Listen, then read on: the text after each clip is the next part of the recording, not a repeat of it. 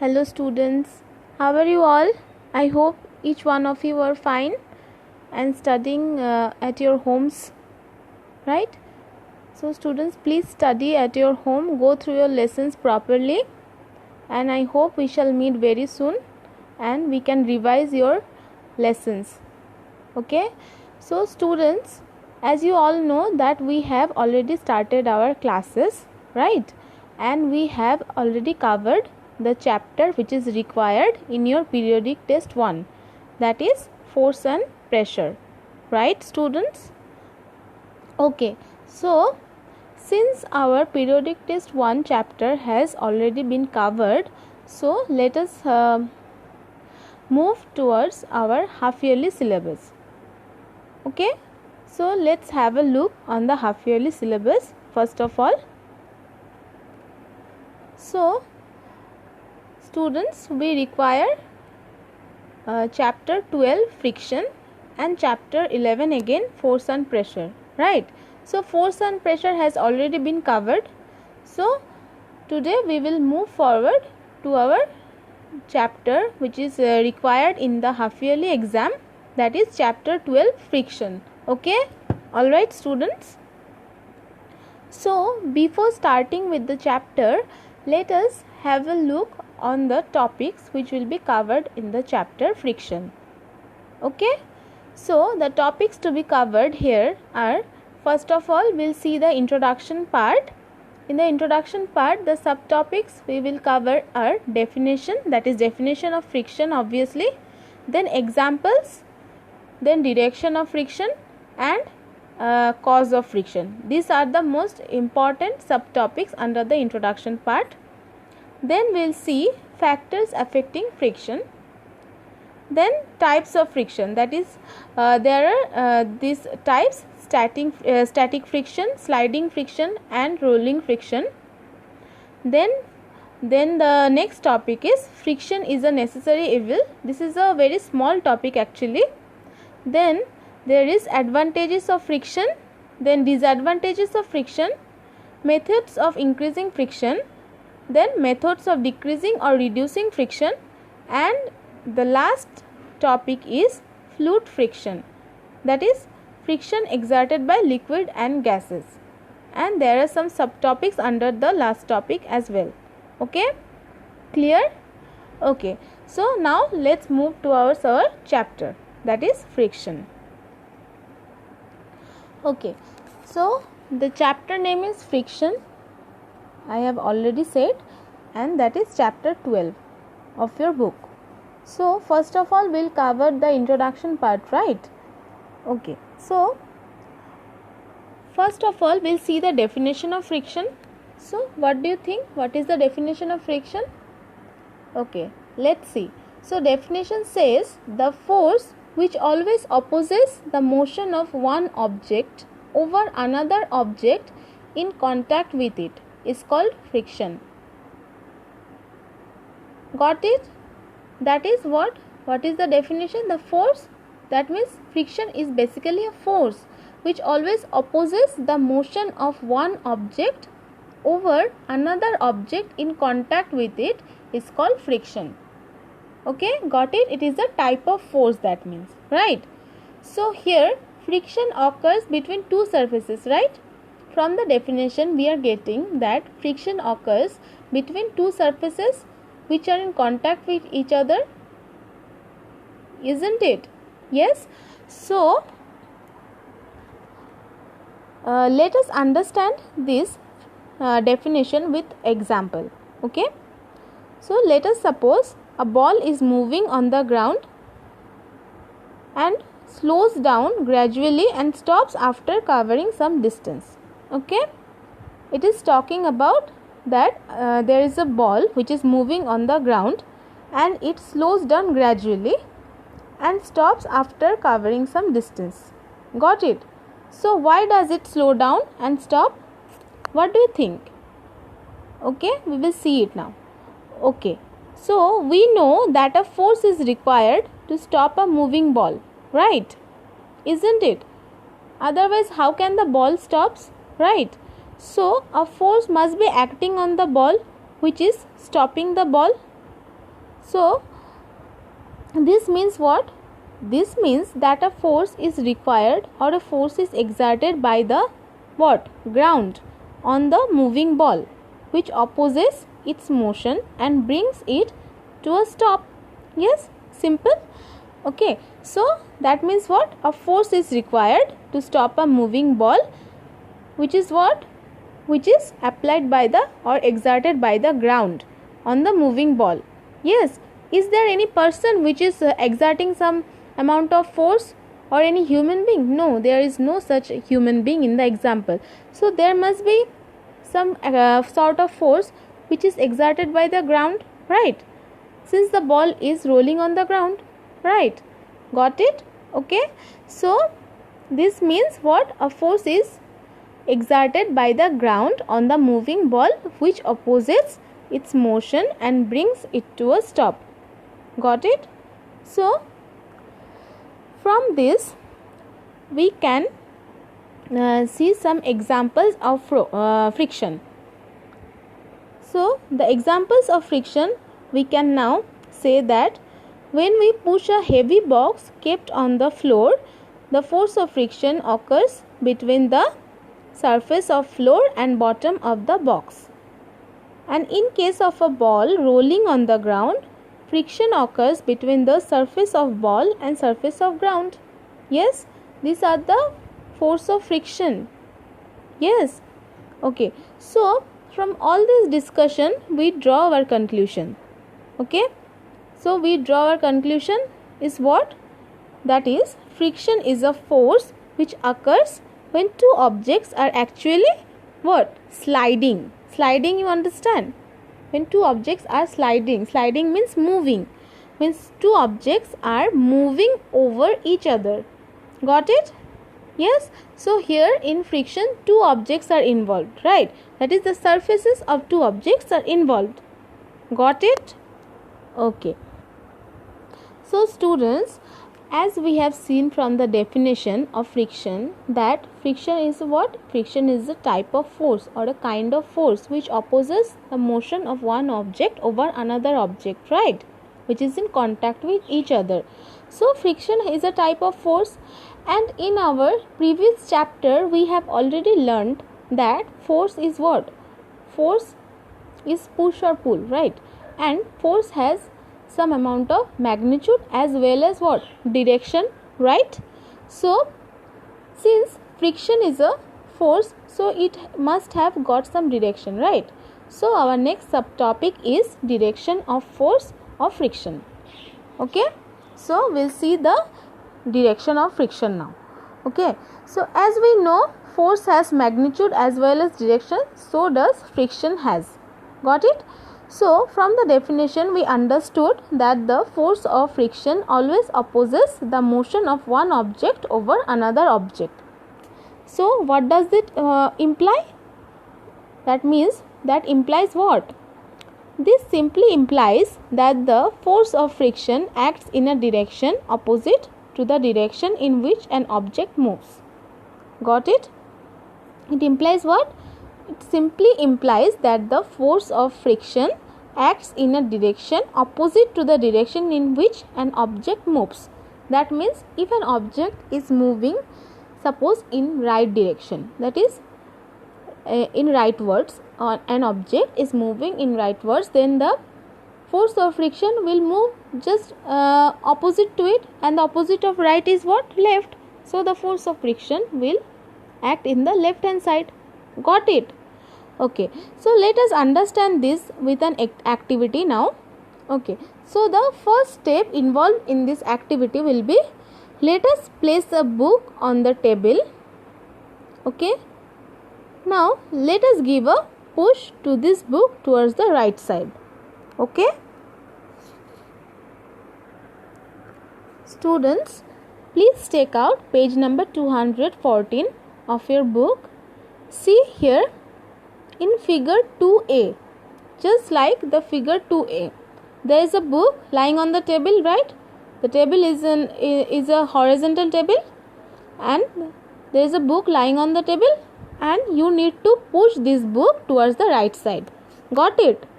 So this is the diagram. involved in this activity. Okay. So now what we shall find out? We'll see now. So we shall find that the book moves towards the right hand side. That is, the book, when we will push the book towards the right hand side, the book moves through some distance to the right side and then stops. Okay, we will find that the book, after moving to the right side, to the right hand side, and after covering some distance, it stops. So why does it stop, or what does it mean that the book stops? Okay, so the answer is, since the book moving towards the right side stops on its own, this means what? This means that the force of friction is acting on it in the opposite direction towards left, which is what? Which is opposing its motion and making it stop. Yes? Okay, I repeat it. Since the book moving towards the right side, the book was moving towards the right side, isn't it? And after covering some distance, it stops on its own, right? This means what? This means that the force of friction is acting on it in the opposite direction. Yes. So it is acting on the opposite direction. Opposite means what? Left direction, which is opposing its motion and making it stop. Yes. Simple. Okay. From this, what does we get, students? Thus, the answer is, when the force is applied by your push to move the book towards right, that is towards the right side, then the force of friction acts towards left side, right? That is in opposite direction to the motion of the book. Got it? Okay, this was all about the first step involved in the activity. Now come to the second step. And the second step is, let us now give a push to the book to the left side. Earlier was push to the book to the right side. Now let us give a push to the book to the left side. That is in figure 2b. See, the book is moving towards the left side. So now what we'll see now? We'll find out what? We'll see now. So what we shall find now? Our answer will be, we will find the same thing as earlier. That is, the book moves some distance towards the left side and then stops, just like the earlier case. So from all this discussion in the activity, we draw our conclusion that what? From the above activity, we conclude that the force of friction acts in a direction opposite to the direction of motion of an object. Got it? That means what? So in the above activity, we have seen what? We have seen that when the motion of the book towards right side, the force of friction was acting towards the left side, and when the motion of book is towards the left side, the force of friction acts on it towards the right side. So our conclusion is this, that what? The force of friction acts in a direction opposite to the direction of motion of an object. Got it? This is about the force of friction, that is the direction of force of friction. So the direction of force of friction is always in the opposite direction of the motion of the object. Got it? Clear? Okay. Now students, in the above activity, we have seen that the book was lying on a horizontal tabletop, right? So what if the table is tilted a little? Now what we will find? If the table is tilted a little, just like this. Okay, let me show. So students, in your page number 214, there is figure 3. See, the table is tilted a little. Can you see here? Just like this. When the book is lying on the table and the table is tilted a little. Got it? So now what we'll find out?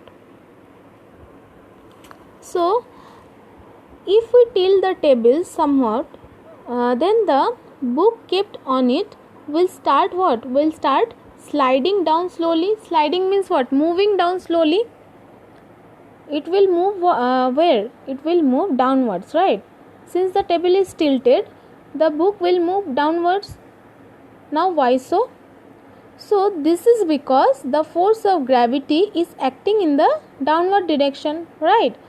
The force of gravity is what type of force? Push or pull? Yes, it is a pull type of force. So the force of gravity is pulling the book towards the downward direction, right? So in this case, what will be the direction of friction? So answer is, since the book is moving in the downward direction, the force of friction must act on it in the opposite direction. That is what? Opposite direction is upward direction. So when the table is somewhat tilted, then the force of friction will act in what direction? Upward direction. Got it? Okay. Now students, the next subtopic under the introduction part is cause of friction. Okay. So what is the cause of friction? So friction must be caused by some reason, right? So what will be the cause of friction? So friction is caused by the interlocking of irregularities in the surfaces of the objects which are in contact with each other. I repeat, friction is caused by the interlocking of irregularities in the surfaces of the objects which are in contact with each other. So that means what? That means more is the roughness of a surface, larger is the number of irregularities on its surface, and hence greater will be the friction. Okay. So students, take out page number 215 of your book. We will understand the cause of friction in details. So see students, here in your book, in figure 4, we have shown a highly magnified diagram of the surface of two wooden blocks A and B kept one over the other. See figure 4. There are two wooden blocks. See, block A and block B. Block A is kept over block B, isn't it? So here please note the rough surface of these wooden blocks having lot of irregularities. The block B has irregularities and block A has also irregularities. Irregularities means, you understand, that is the surface is rough. Got it? When we pull the upper wooden block A over the lower wooden block B by applying a force, then the irregularities of the rough surface get entangled. Entangled, you understand, locked. So entangled with one another. So this interlocking of surface gives rise to force of friction, which opposes the motion of upper block A over the lower block B. We are able to move block A over block B because we apply sufficient muscular force while pulling to undo the interlocking of surfaces and overcome the opposing frictional force. The block A moves over block B only when the pulling force applied by us becomes greater than the force of friction holding them together. Got it? This is very important. What? The block A moves over block B only when the pulling force applied by us become greater. That means the muscular force must be greater than the frictional force to move the box.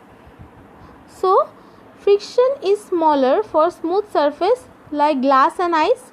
Glass and ice are very smooth surface. There are less irregularities, that means, right? And friction is much greater for rough surface like what? Sand, paper and concrete. All these are what? Rough surfaces. These are not smooth surfaces. So here irregularities are much greater.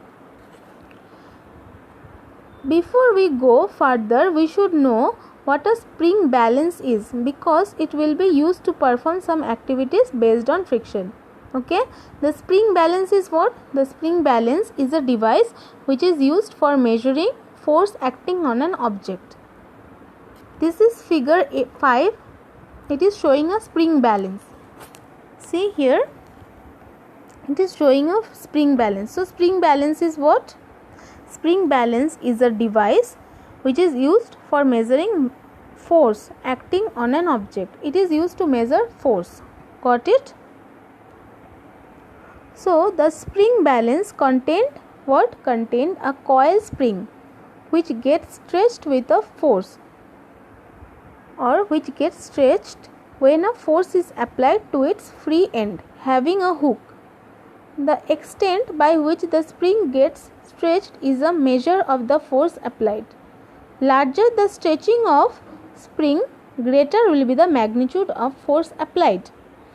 The stretching of spring or magnitude of force is indicated by a pointer attached to the spring which moves on a graduated scale. The reading on the scale of spring balance as indicated by the position of pointer gives us the magnitude of force. When the spring balance is held vertically, that is as shown in figure 5, it is said to measure the weight of an object hung from its hook, because weight of an object is also a force, right? And when a spring balance is held horizontally attached to an object and pulled, it can be used to measure the force being applied to pull the object of an horizontal surface. Got it? This is all about a spring balance which is used to measure force.